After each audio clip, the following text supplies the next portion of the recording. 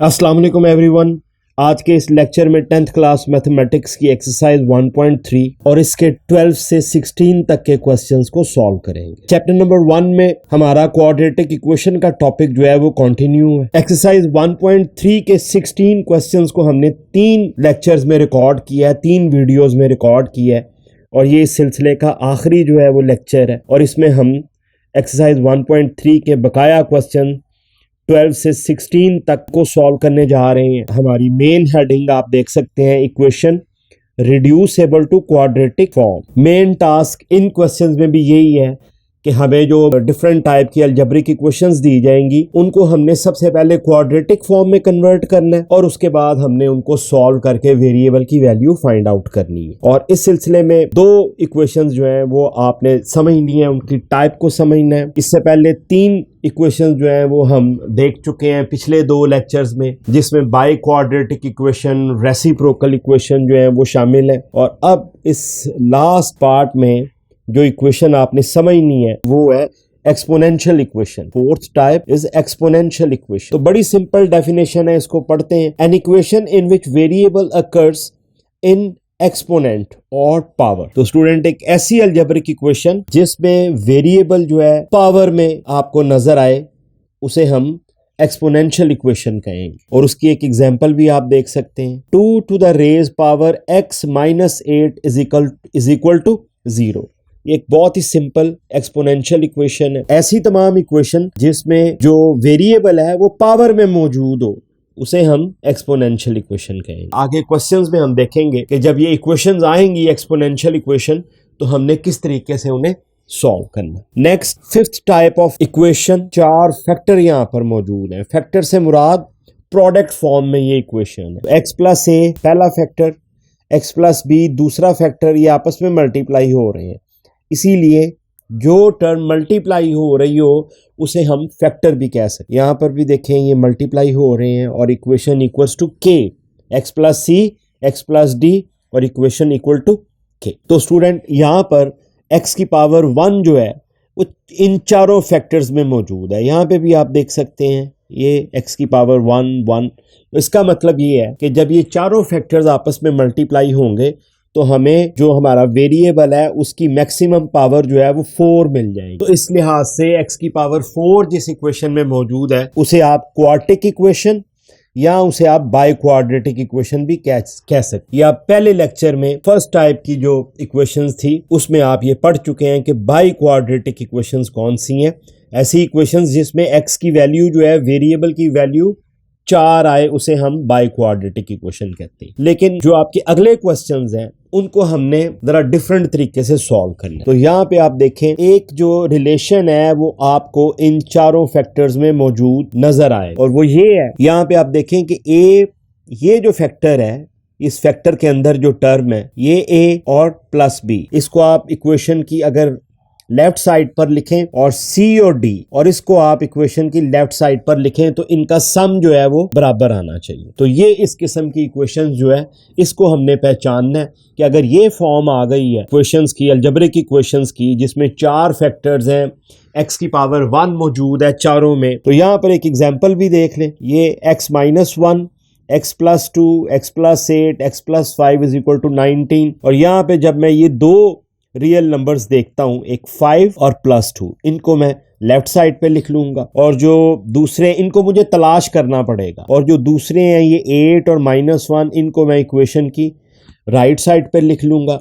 और आप देखें 5 प्लस 2 इज 7 और 8 माइनस 1 इज 7। ये रिलेशन जो है ये इस किस्म की इक्वेशंस के हर फैक्टर में मौजूद होगा। इस रिलेशन को आपने समझना है और उसके बाद हम क्वेश्चंस को सॉल्व करें। तो चलते हैं इस लास्ट लेक्चर के फर्स्ट क्वेश्चन, यानी कि क्वेश्चन नंबर 12 की तरफ, और उसको सॉल्व करते हैं। एक्सरसाइज 1.3 और इसका क्वेश्चन नंबर 12 आप स्क्रीन पे देख सकते हैं। और इस बार जो अलजेब्रिक इक्वेशन है वो एक्सपोनेंशियल फॉर्म में आपको दी गई है। 4 into 2 to raise power 2x plus 1। Variable जो है वो पावर में मौजूद, minus 9 into 2 to raise power x plus 1 equal to 0।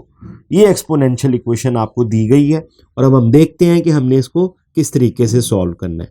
तो सबसे पहले मैंने इसको दोबारा से लिख लिया सॉल्यूशन के लिए। पावर को सॉल्व करने की 2 प्रॉपर्टीज, एक्सपोनेंट की 2 प्रॉपर्टीज, पावर रूल जिसे हम कहते हैं, ये आप अपनी 9th क्लासेस में भी पढ़ चुके हुए हैं, इसलिए यहाँ पे मुख्तसरन कि अगर किसी नंबर या वेरिएबल की पावर जो है वो ऐड हो रही है, जैसे 2 की पावर 4 + 3 एडिशन की फॉर्म में है, तो आप इसको अलग-अलग करके लिख सकते हैं और दरमियान में मल्टीप्लाई आएगा। 2 की पावर 4 इंटू 2 रेज़ पावर 3, ये 4 + 3 को हम अलग-अलग करके इस तरह से लिख सकते हैं। एक ये रूल है, और दूसरा ये है कि अगर 2 की पावर जो है वो मल्टीप्लाई हो रही है 4 इंटू, तो आप इसको पावर टू द पावर भी लिख सकते हैं कि 2 टू द पावर 4 और होल में पावर 3 बाहर आ, तो ये एक ही बात है। इसका भी मतलब है 2 टू द पावर 12 और इसका भी मतलब है कि 2 टू द पावर 12। तो ये दो प्रॉपर्टीज जो हैं वो इस क्वेश्चन में यूज होंगी। और अब हम चलते हैं सॉल्यूशन की तरफ, और इन्हीं दो प्रॉपर्टीज को यूज करते हुए मैंने इस 4 इंटू 2 रेज़ पावर 2x + 1 को अलग-अलग करके लिख दिए।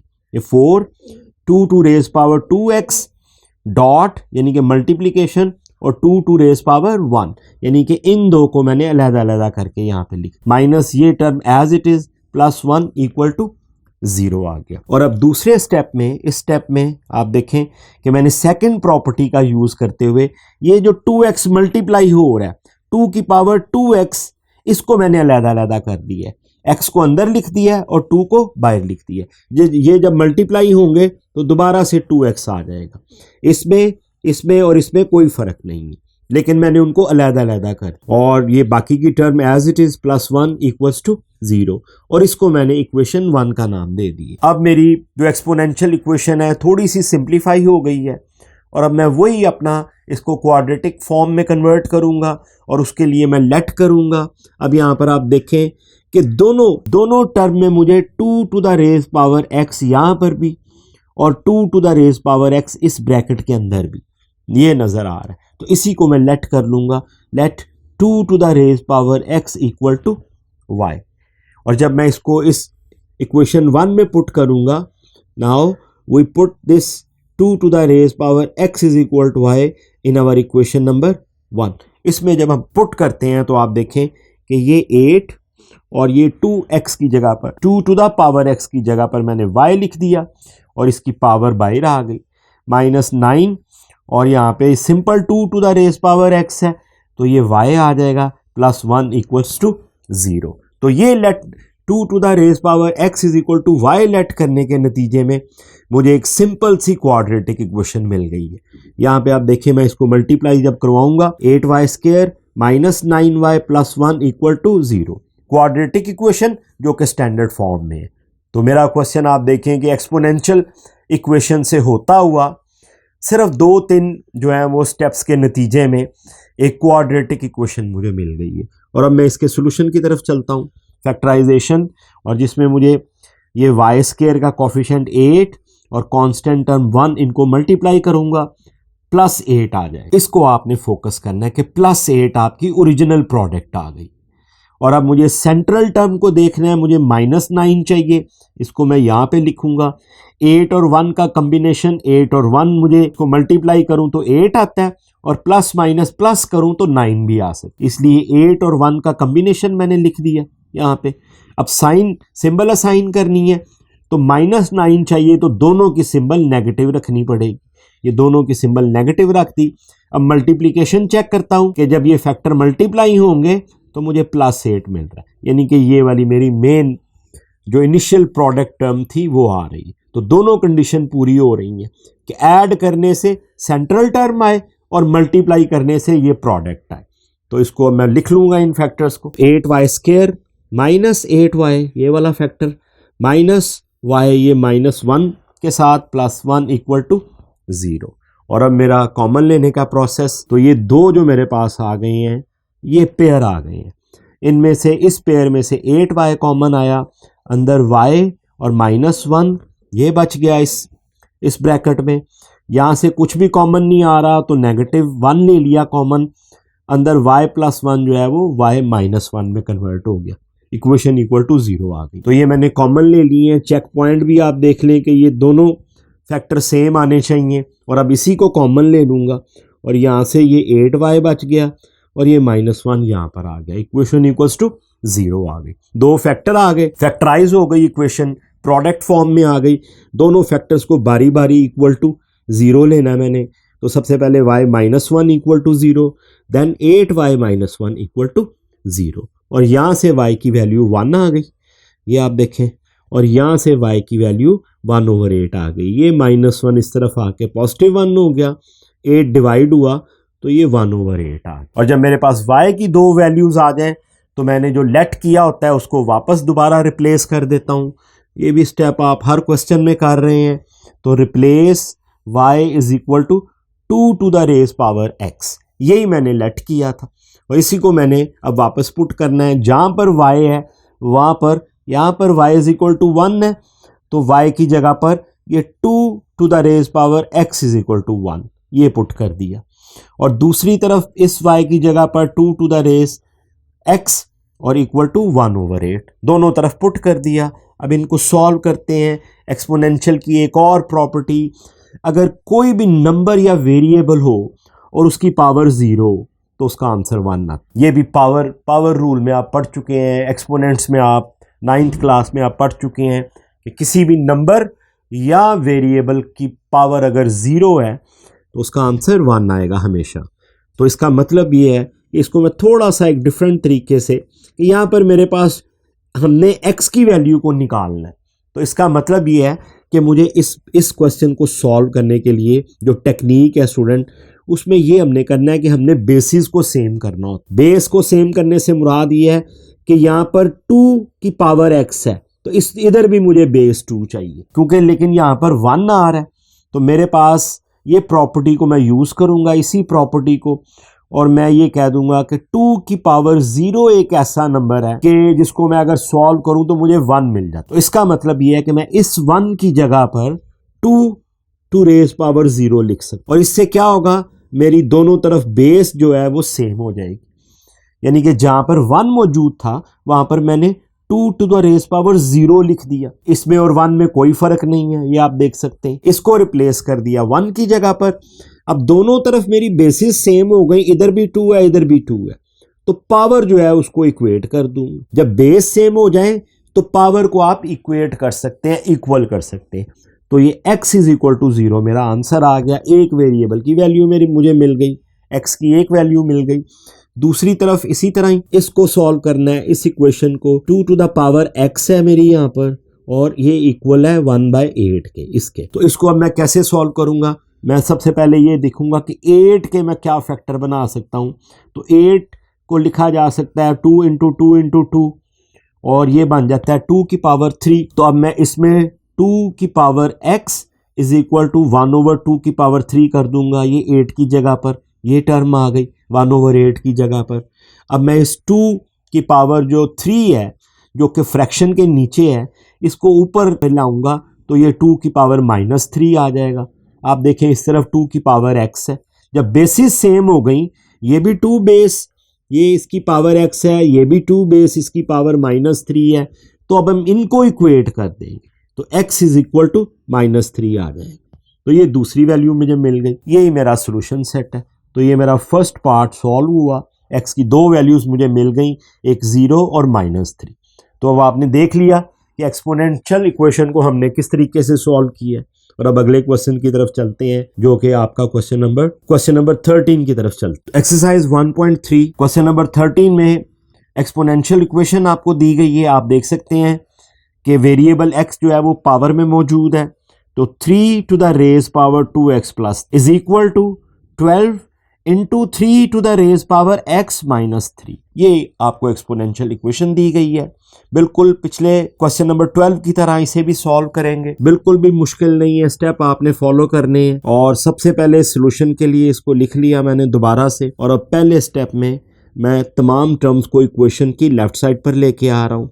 तो 3 to the raise power 2x plus 2, ये जो टर्म है, ये जो इक्वेशन की राइट साइड पर थी, ये दोनों टर्म्स को मैं इक्वेशन की लेफ्ट साइड पे लेके आया हूँ।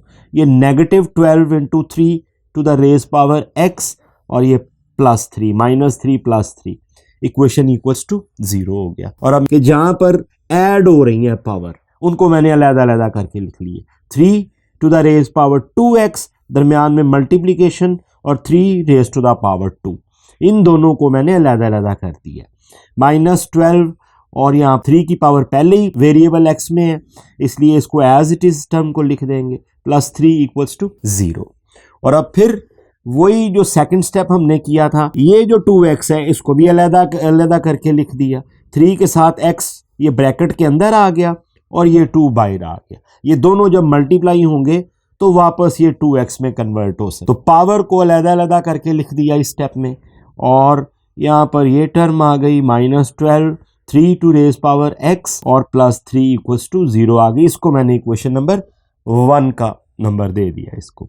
अब आप देख सकते हैं कि इससे क्या तब्दीली हुई है। इस ब्रैकेट में भी ये -12 के साथ मेरे पास 3 की पावर x है और इस ब्रैकेट में भी 3 की पावर x है, सिर्फ फ़र्क ये है कि यहाँ पर बाहर इसका स्क्वायर है। तो अब मैं लेट करूँगा 3 टू द पावर x जो कि मेरे पास दोनों टर्म्स में मौजूद है, इसको y के इक्वल लेट कर लूँगा और इसको पुटिंग इन इक्वेशन 1 अपनी इस इक्वेशन में वापस पुट कर दूँगा। तो यहाँ पर जब y 3 की पावर x की जगह पर y आएगा, बाहर स्क्वायर मौजूद है, तो ये टर्म 9y² बन जाएगी।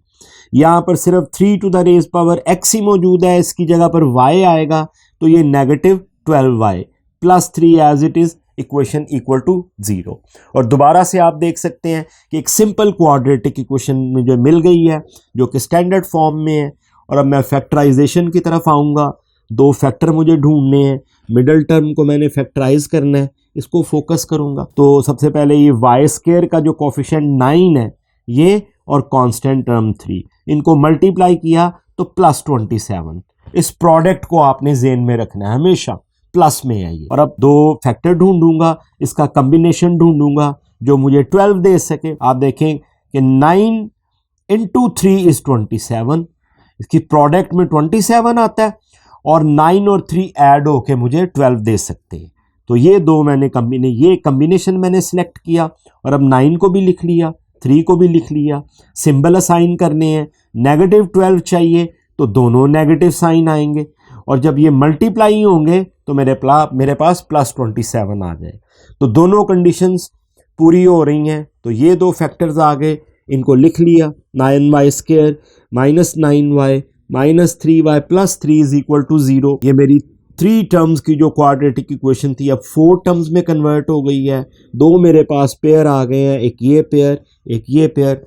अब मैं इसमें से कॉमन लूँगा जैसा कि हर क्वेश्चन में करते आ रहे हैं। तो यहाँ से 9y कॉमन आया, अंदर इस टर्म में से y बच गया सिर्फ, और यहाँ से 9y कॉमन आया तो -1।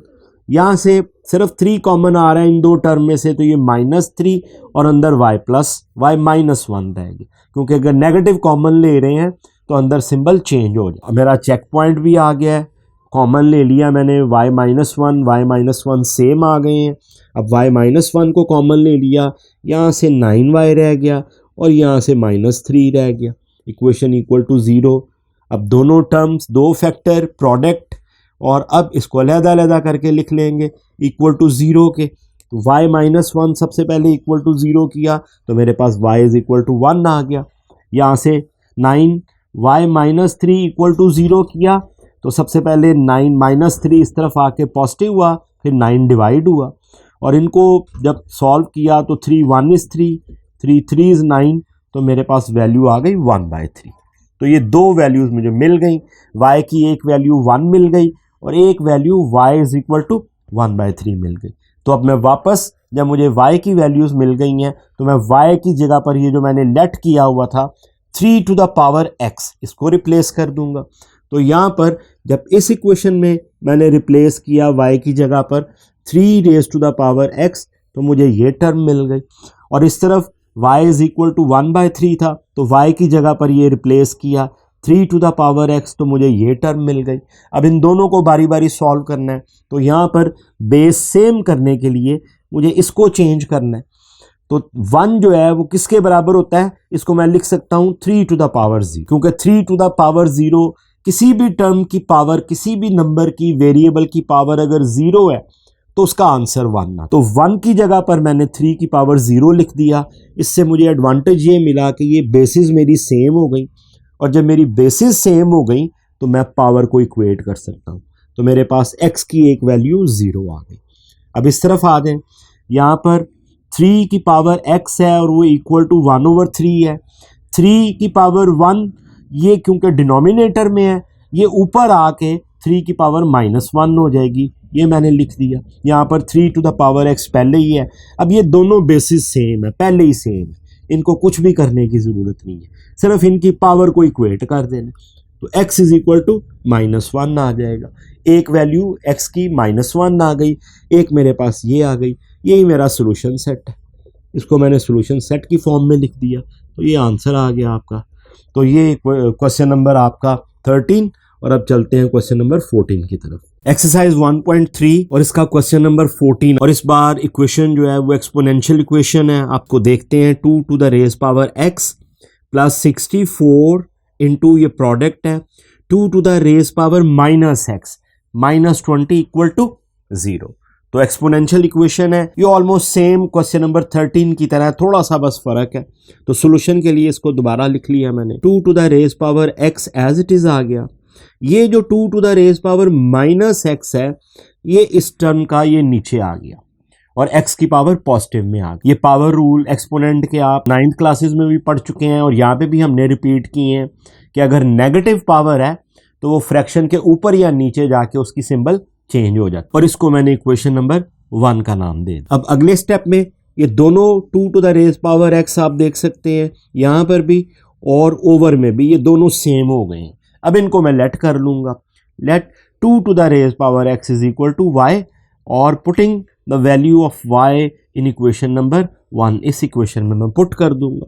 एक सिंपल इक्वेशन मुझे मिल जाएगी। यहाँ पर 2 to the raise power x की जगह पर y आ गया प्लस 64 और नीचे भी 2 to the raise power x है, नीचे भी y आ गया -20 इज इक्वल टू 0।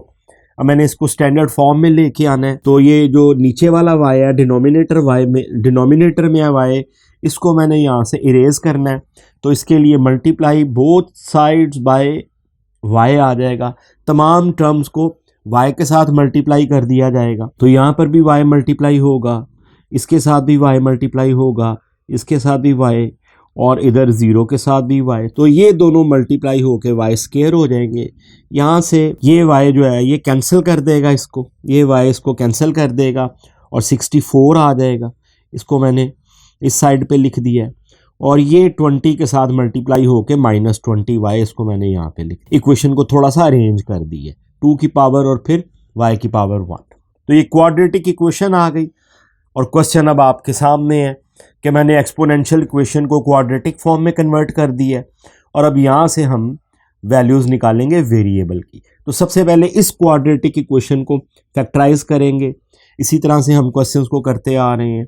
तो इस स्टेप में मैंने प्रोडक्ट लिखनी है, जो वाई स्क्वायर की टर्म जो कोफिशिएंट है वो 1 है और कांस्टेंट टर्म 64 है। इन दोनों को लिख लिया, इनको मल्टीप्लाई किया। अब मैंने फैक्टर ढूंढने हैं जो मुझे सेंट्रल टर्म -20 पर लेके जाएंगे। तो 16 इंटू 4, ये आप देखें कि ये कम्बिनेशन मुझे मिल रहा है 16 इंटू 4। ये 16 इंटू 4 64 भी हो रहा है और इन दोनों को अगर ऐड करेंगे तो मुझे 20 भी मिल रहा है। तो लेकिन मुझे सेंट्रल टर्म मेरी -20 है। मैंने इन दो कम्बिनेशन को 16 और 4 को लिख दिया। अब मैं सिंबल असाइन करूंगा जिससे मुझे -20 मिल सके। तो दोनों को नेगेटिव देना पड़ेगा, तभी ऐड होके -20 आएगा और मल्टीप्लाई होके +64 आ जाए। तो कंडीशन मेरी पूरी हुई फैक्टराइजेशन की। दो फैक्टर मुझे मिल गए, -16 और -4। इसको मैंने लिख लिया। y square -16y -4y +64 equal to 0। अब मैं यहाँ से कॉमन लूँगा तो ये दो मेरे पास आ गए, पेयर आ गए। फर्स्ट पेयर में से मैं कॉमन लूँगा y, तो यहाँ से y बच गया, यहाँ से -16 बच गया। इन दोनों में से -4 कॉमन, तो अंदर एक y बच गया और सिंबल चेंज होके -16, क्योंकि 4 इंटू 16 ये 64 हो। तो ये मेरे कॉमन आ गए और इसको मेरा चेक पॉइंट भी है। दोनों फैक्टर मेरे y -16 दोनों सेम है। और अब अगले स्टेप में मैं इसको कॉमन ले लूँगा। यहाँ से ये y आ गया और यहाँ से ये -4 आ गया। Equation equal to 0। Quadratic equation मेरी जो है जो कि स्टैंडर्ड फॉर्म में थी अब प्रोडक्ट फॉर्म में आ गई है। दो फैक्टर मुझे मिल गए हैं, दोनों को बारी बारी equals to 0, y minus 16 is equal to 0 which will give me y is equal to 16। ये 16 इस राइट साइड पे आके पॉजिटिव हो जाएगा और इधर y minus 4 is equal to 0 ये मुझे वैल्यू देगा y की, y इज इक्वल टू 4। दो वैल्यूज जब आ गई y की आपके पास, अब आपने वापस रिप्लेस कर देनी है अपनी, ये आपने लेट किया था replace y is equal to 2 to the power x। जहाँ जहाँ पर y है वहाँ पर 2 की पावर x को रिप्लेस कर देना मैंने। तो सबसे पहले इस इक्वेशन में मैंने जब रिप्लेस किया तो मेरे पास ये आ गया, ये 2 to the power x is equal to 16। यहाँ पर 2 to the raise power x is equal to 4 आ गया जब इसमें रिप्लेस किया। अब इनको बारी बारी सॉल्व करते हैं। ये 2 to the raise power x है और ये 16 है। 16 को स्टूडेंट आप लिख सकते हैं 2 टू द रेज पावर 4, क्योंकि 2 इंटू 2 इंटू 2 इंटू 2 ये 16 हो जाता है। 2 टू द रेज पावर 4 और ये 16 आ जाएगा। तो इसकी जगह पर आपने ये 2 टू द रेज पावर 4 लिख दिया। इससे ये है कि मेरी बेसिस भी सेम हो गई, ये 2 सेम आ गया और पावर को इक्वेट कर देंगे हम, x इज इक्वल टू 4 आ गया। ये x की एक वैल्यू मिल गई मुझे और ये तो बहुत ही सिंपल है, इसमें 2 to the raise power x is equal to 4 आ रहा है। अब 4 को लिखा जा सकता है 2 टू द रेज पावर 2, दोनों बेसिस सेम हो गई तो पावर को इक्वेट कर देंगे और x इज इक्वल टू 2 आ जाएगा। तो यही मेरा आंसर आ गया और यही मेरा सोल्यूशन सेट आ गया। ये दो वैल्यूज मुझे मिल गई 2 और 4, तो इसको मैंने लिख लिया सॉल्यूशन सेट की फॉर्म में। ये मेरा आंसर आ। तो चलते हैं अगले क्वेश्चन की तरफ। एक्सरसाइज 1.3 और इसका क्वेश्चन नंबर 15। इस क्वेश्चन में अलजेब्रिक इक्वेशन जो है वो फैक्टर फॉर्म में मौजूद है, x+1, x+3, x-5, x-7 और ये चारों फैक्टर जो है ये आपस में मल्टीप्लाई हो रहे हैं, इनके दरमियान मल्टीप्लिकेशन का रिलेशन जो है वो मौजूद है। और एक और ख़ास बात इस इक्वेशन की कि x की पावर 1 चारों फैक्टर्स में मौजूद है। यहाँ पे आप देख सकते हैं इस किस्म के जो अलजेब्रिक इक्वेशन है उसे हम डिस्कस कर चुके हैं थ्योरी सेक्शन में। तो ऐसी इक्वेशन को सॉल्व करने के लिए अगर इनको मल्टीप्लाई करेंगे चारों फैक्टर्स को तो ये क्वेश्चन बहुत लेंथी हो जाएगा और कॉम्प्लेक्स हो जाएगा। तो इसके लिए हम एक नई टेक्निक यूज़ करेंगे, एक नई अप्रोच के साथ इस किस्म के क्वेश्चंस को सॉल्व करेंगे। और वो टेक्निक जो है हम उसका थोड़ा सा पार्ट थ्योरी सेक्शन में डिस्कस कर चुके हैं। ये 5th टाइप ऑफ इक्वेशन है जिसमें ये 4 फैक्टर मौजूद हैं और इक्वेशन इक्वल्स टू k है। इसके चारों फैक्टर्स के दरमियान जो रिलेशन मौजूद है वो ये है, दो फैक्टर्स ऐसे हैं जिनके रियल नंबर्स को अगर ऐड करके लिखा जाए इक्वेशन की लेफ्ट साइड पर तो जो दूसरे दो फैक्टर बचेंगे उनका सम जो होगा पहले वाले दोनों के बराबर आएगा। तो a प्लस बी, ये a प्लस बी, इनका सम मैंने लिखा इक्वेशन की लेफ्ट साइड पर और जो बकाया दो थे c प्लस डी, उनका सम इक्वेशन की राइट साइड पर और ये दोनों सम जो है वो बराबर आएंगे। अब मैं अपनी इक्वेशन को देखता हूं जो मुझे गिवन है, ये वाली इक्वेशन, और उसमें मैं चारों फैक्टर्स में यही रिलेशन तलाश करूंगा। और यहाँ पर मैं थोड़ा सा गौर करता हूं अगर, तो मुझे नज़र आ जाता है कि अगर मैं +1 और -1 का सम जो है वो इक्वेशन की लेफ्ट साइड पर लिखूं तो इसका आंसर मुझे -4 मिल जाएगा। और जो दूसरे दो हैं फैक्टर्स हैं उसमें +3 और -7, इनको मैं अगर लिखूं इक्वेशन की राइट साइड पर तो इनका सम भी मुझे -4 मिल जाएगा।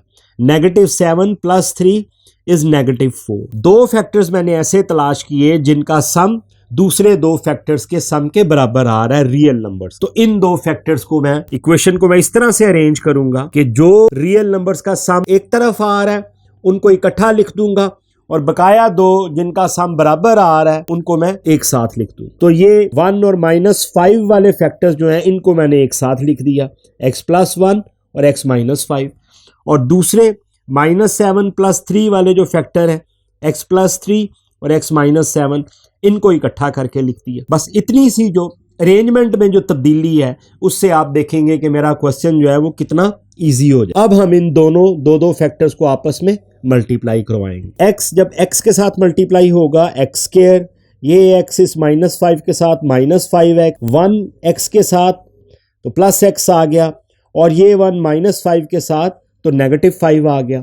ये पहले दो फैक्टर्स की मल्टीप्लिकेशन हो गई और इसको मैंने ग्रुप कर दिया ब्रैकेट में। दूसरे दो फैक्टर्स को देखते हैं, इनको मल्टीप्लाई करवाते हैं। तो x के साथ x स्क्वायर, ये x -7 के साथ -7x, 3x के साथ 3x और ये 3 -7 के साथ -21, इक्वेशन इक्वल टू 192। और इसको भी मैंने ग्रुप कर दिया। अब ये दो फैक्टर आ गए मेरे पास, पहले 4 फैक्टर थे, दो को मल्टीप्लाई किया तो अब ये दो फैक्टर आ गए। अब इन दोनों फैक्टर में एक खास बात आप देख सकते हैं, जो एडवांटेज मुझे मिला है ये सारा प्रोसेस करने का, दोनों फैक्टर्स में पहली दो टर्म्स मुझे सेम मिल गई हैं। ये आप देखें x² -4x यहां पर भी मौजूद है -5, और दूसरे फैक्टर में भी x² -4x -21 मौजूद। दो टर्म्स जो दोनों फैक्टर्स में सेम आ गई हैं, इनको अब मैं लेट करूंगा y के और y को इसकी जगह पर पुट कर दूंगा। तो इसको मैंने इक्वेशन 1 कह दिया अपनी, ये मेरी। तो अब मैं सबसे पहले लेट करूंगा, let x² -4x is equal to y, और उसके बाद इसकी value putting in equation 1। Equation number 1 में इसकी वैल्यू पुट कर दूंगा, तो जहां जहां पर x² -4x मौजूद है तो इसकी जगह पर y -5 आ गया, और इस x -4x की जगह पर y और आगे -21 आ गया। ये दो फैक्टर मैंने लेट करके इसको y के बराबर किया, इक्वेशन इक्वल्स टू 192 आ गई। अब ये दो फैक्टर, अब इनको आपस में मल्टीप्लाई करवाएंगे, तो ये y इस y के साथ y², ये y -21 -21y, -5y के साथ -5y, और ये -5 इस -21 के साथ, तो +105 आ गया, इक्वल्स टू 192। अगले स्टेप में simplification, y² as it is, तो -21y -5y ये ऐड होके -26y आ जाएगा। ये 105 और ये 192 जो है, इसको इक्वेशन की इस तरफ ले आए हैं लेफ्ट साइड पर, और इसकी सिंबल चेंज हो गई है, इक्वेशन इक्वल्स टू 0 आ गया। Next y² -26y as it is. अब ये दोनों टर्म्स जो है ये सब्ट्रैक्ट होके -87 आ, इक्वेशन इक्वल्स टू 0। और अब आप देख सकते हैं कि मेरी जो फैक्टर फॉर्म में इक्वेशन थी, जिसमें 4 फैक्टर मौजूद थे, उसको अरेंज करने और उसको एक वेरिएबल के अगेंस्ट लेट करने से मुझे एक सिंपल क्वाड्रेटिक इक्वेशन मिल गई है, जिसका वेरिएबल अगरचा y है। मैंने इक्वेशन के एंड पे जो आंसर देना है वो x का आंसर देना है, x को सॉल्व करना है, लेकिन दरमियान में क्वेश्चंस को इजी करने के लिए मुझे एक और वेरिएबल यूज करना पड़ा है, एक और वेरिएबल को इंट्रोड्यूस करवाना पड़ा है, और मेरी जो क्वाड्रेटिक इक्वेशन आई है वो अब y में आ गई है। सबसे पहले y की वैल्यू को फाइंड करूंगा, इस इक्वेशन को फैक्टराइज करूंगा। फैक्टराइजेशन के लिए y² का कोफिशिएंट, इस स्क्वायर टर्म का कोफिशिएंट लिख लिया 1, और कांस्टेंट टर्म -87 लिख ली। इनको मल्टीप्लाई किया आपस में, तो इनिशियल प्रोडक्ट मेरे पास -87 आ गई। इसको आपने ज़हन में रखना है, इसको फोकस करना है। 87 के फैक्टर्स जो हैं वो नॉर्मली वर्बली मैं कैलकुलेट नहीं कर सकता, थोड़े मुश्किल है, तो इसकी प्राइम फैक्टराइजेशन करूंगा, प्राइम नंबर से डिवाइड करूंगा। तो 87 जो है वो 3 से डिविजिबल है, तो 329 इज 87, और 29 क्योंकि एक प्राइम नंबर है, तो प्राइम नंबर जो है इसकी डिवीजन वही आम डिवीजन है। पहले 3, 2 इज 6, यहां से 2 इस तरफ आ गया, 27 हो गया, और 3 9 इज 27। 29 क्योंकि एक प्राइम नंबर है, इसके फैक्टर्स इसको कोई भी नंबर नहीं डिवाइड करता, तो इसको 29 से ही डिवाइड करेंगे। 29 1 इज 29, जब 1 रिमाइंडर आ गया, तो यही दो फैक्टर्स जो हैं, ये दो प्राइम फैक्टर्स जो हैं, इसी से मैं कम्बिनेशन तलाश करूंगा। इनको मैंने लिख लिया, इनकी प्रोडक्ट जो है वो 87 आ जाएगी, और आप देख सकते हैं कि इनको अगर मैं सब्ट्रैक्ट करूं तो मेरे पास -26 आ सकता है, जो कि ये मेरी सेंट्रल टर्म है। इस सेंट्रल टर्म को हमने फोकस करना, और क्योंकि ये नेगेटिव में है इसलिए मैंने ये जब 29 और 3 को लिखा तो 29 को नेगेटिव सिंबल असाइन करनी पड़ेगी और 3 को पॉजिटिव सिंबल। इसकी वजह ये है कि ये सब्ट्रैक्ट हों और मुझे नीचे -26 मिल जाएगा, और जब ये मल्टीप्लाई होंगे तो मुझे प्रोडक्ट में -87 मिल जाएगी। ये मेरी इनिशियल प्रोडक्ट। अगर इनमें से कोई भी कंडीशन पूरी नहीं होगी तो आपकी फैक्टराइजेशन मुमकिन नहीं रहे। तो अब दोनों कंडीशन पूरी हो गई हैं, दो फैक्टर मुझे मिल गए हैं, -29 और +3। अब इनको मैं लिख लूंगा, y² -29y +3y minus 87 equals to 0। ये जो सेंट्रल टर्म है ये स्प्लिट होके ये दो टर्म्स में कन्वर्ट हो चुकी। मेरी स्टैंडर्ड इक्वेशन क्वाड्रेटिक इक्वेशन जो कि 3 टर्म्स में थी वो एक्सपैंड होके 4 टर्म्स में कन्वर्ट हो चुकी है। 4 टर्म से मुराद ये है कि ये 2 पेयर मिल गए हैं मुझे, एक ये पेयर और एक ये पेयर। इनमें से मैं अब कॉमन लूंगा अपना। पहले पेयर में से ये y कॉमन लिया तो यहाँ पर जब y बाहर आया तो अंदर भी y रह गया, और इस टर्म में से जब y बाहर आया तो अंदर -29 रह गया। इस अगले पेयर में से +3 कॉमन आया और अंदर इस वाली टर्म में से y रह गया, और इसमें से -29, क्योंकि 3 मल्टीप्लाइड बाय 29 इज 87, और ये इक्वेशन इक्वल्स टू 0 आ गई। अब मेरा चेक पॉइंट भी y -29 और y -29 ये दोनों फैक्टर अगर सेम आ जाएं, मेरी फैक्टराइजेशन ठीक है। और अब फिर जो दो टर्म्स आ गई हैं, एक ये टर्म और एक ये टर्म, यहां से मैं कॉमन लूंगा y -29 जो कि दोनों में मौजूद है, ये मैंने लिख लिया, और इस टर्म में से ये y अंदर रह गया और यहां से +3 अंदर रह गया। ये दो फैक्टर मुझे मिल गए। मेरी जो क्वाड्रेटिक इक्वेशन थी जो कि स्टैंडर्ड फॉर्म में थी वो अब प्रोडक्ट फॉर्म में आ गई है, फैक्टराइज हो गई है। अब इन दोनों फैक्टर्स को मैं बारी बारी इक्वल टू 0 करूंगा, तो जब y -29 इक्वल टू 0 करूंगा तो मुझे एक वैल्यू y की मिल जाएगी 29। ये 29 इक्वेशन की राइट साइड पे आके पॉजिटिव हो जाएगा, और जब इस दूसरे फैक्टर को इक्वल टू 0 करूंगा तो ये +3 राइट साइड पे आके -3 हो जाएगा, और y की दूसरी वैल्यू मुझे मिल जाएगी माइनस। तो ये दो वैल्यूज जब y की मुझे मिल गई तो अब मैं अपना वापस रिप्लेस करूंगा जो मैंने लेट किया था y को, x² - 4x को मैंने y के बराबर लेट किया था, और अब जहां पर y है x² - 4x पुट कर दूंगा। Replace y by x² - 4x in y is equal to 29। सबसे पहले मैं ये जो मुझे मिली है इसको मैं सिंप्लीफाई कर रहा हूं, तो y की जगह पर मैंने x² - 4x लिख दिया और इक्वेशन इक्वल टू 29 आ गई। सबसे पहले इसको सॉल्व करेंगे और यहां से x की वैल्यू को फाइंड करेंगे। तो आप देख सकते हैं कि यहां पे मुझे एक क्वाड्रेटिक इक्वेशन मिल रही है जो कि स्टैंडर्ड फॉर्म में है। तो जो 29 को मैं इक्वेशन की लेफ्ट साइड पे ले आऊंगा तो x² - 4x - 29 इक्वल्स टू 0। तो ये क्वाड्रेटिक इक्वेशन मुझे x के वेरिएबल में मिल गई स्टैंडर्ड फॉर्म में। तो इसमें अब x की वैल्यू को फाइंड करना है, उसके लिए फैक्टराइजेशन सबसे पहले चेक करूंगा।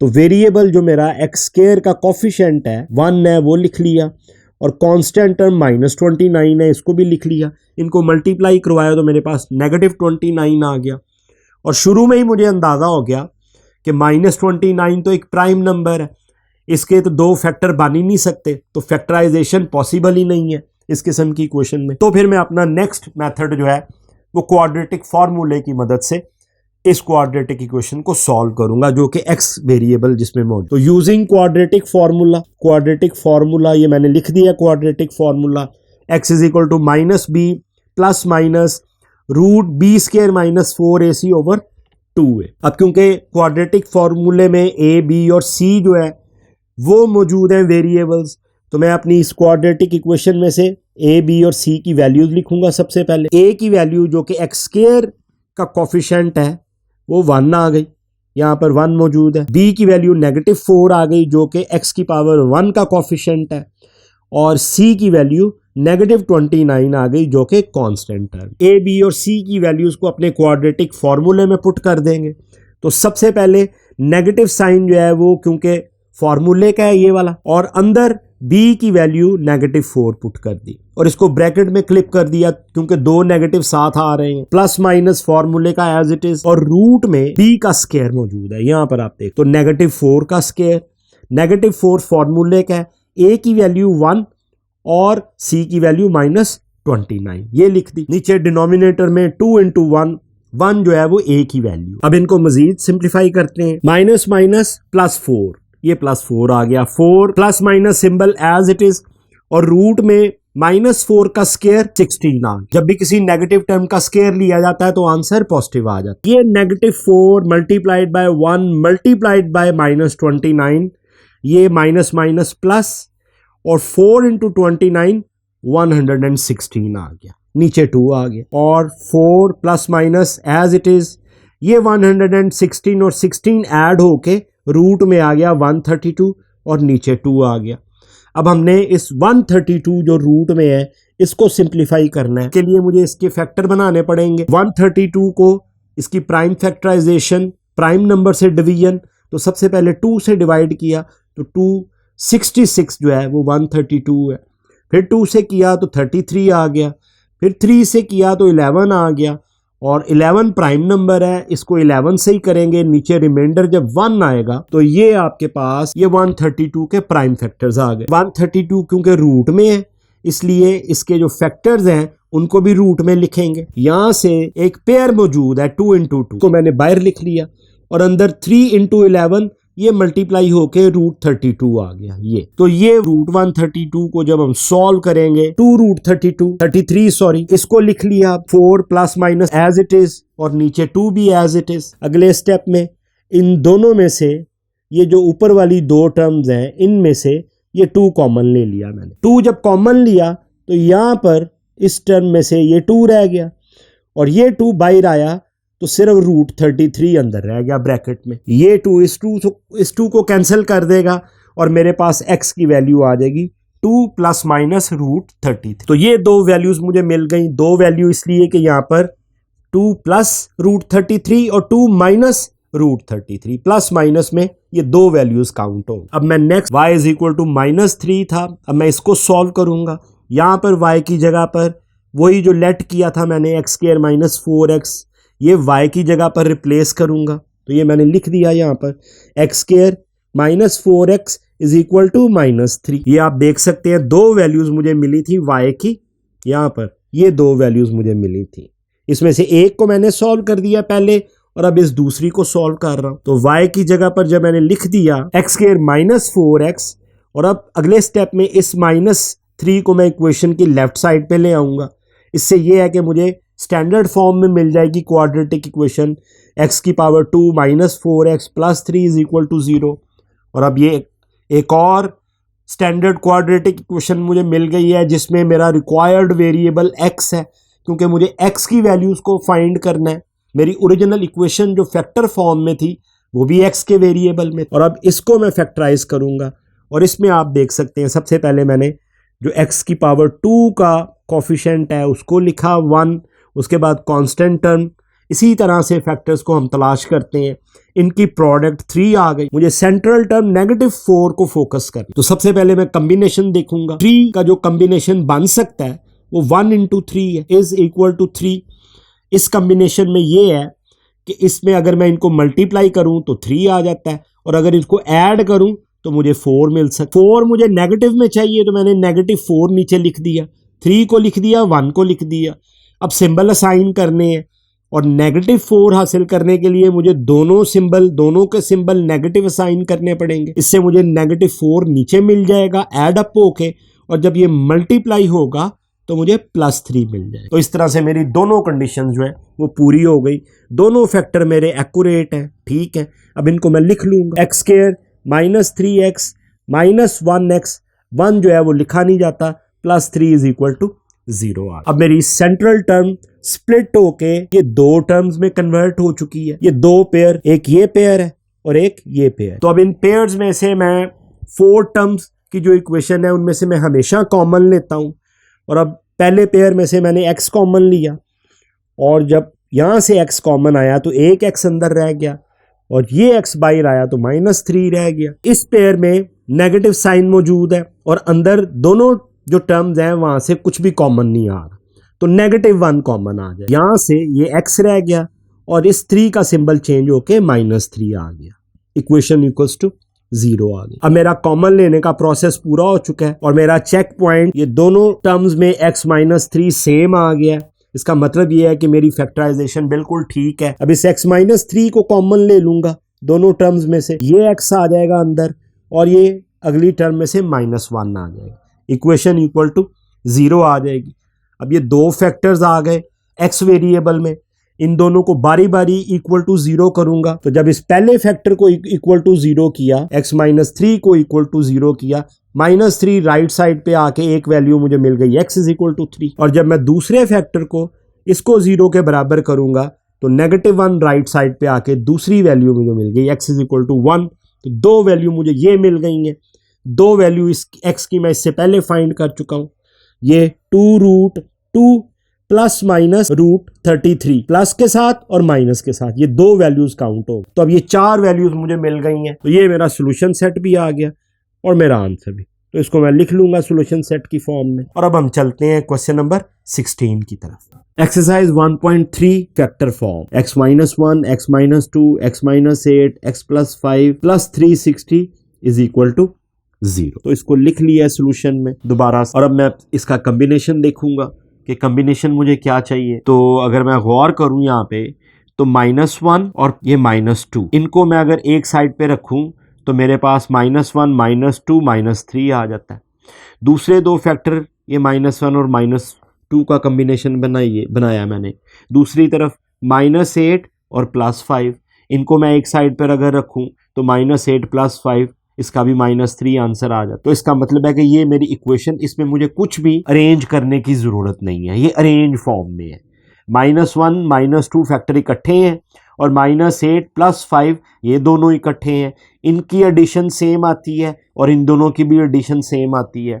तो बस मैं इनको मल्टीप्लिकेशन इनकी शुरू करूंगा। x जब है ये एक्सिस x के साथ मल्टीप्लाई होके तो ये x² आ जाएगा, और ये x जो है जब -2 के साथ मल्टीप्लाई हुआ तो -2x आ गया। उसके बाद ये -1 जो है ये x के साथ मल्टीप्लाई हुआ तो -x आ गया, और ये -1 -2 के साथ मल्टीप्लाई हुआ तो +2 आ गया।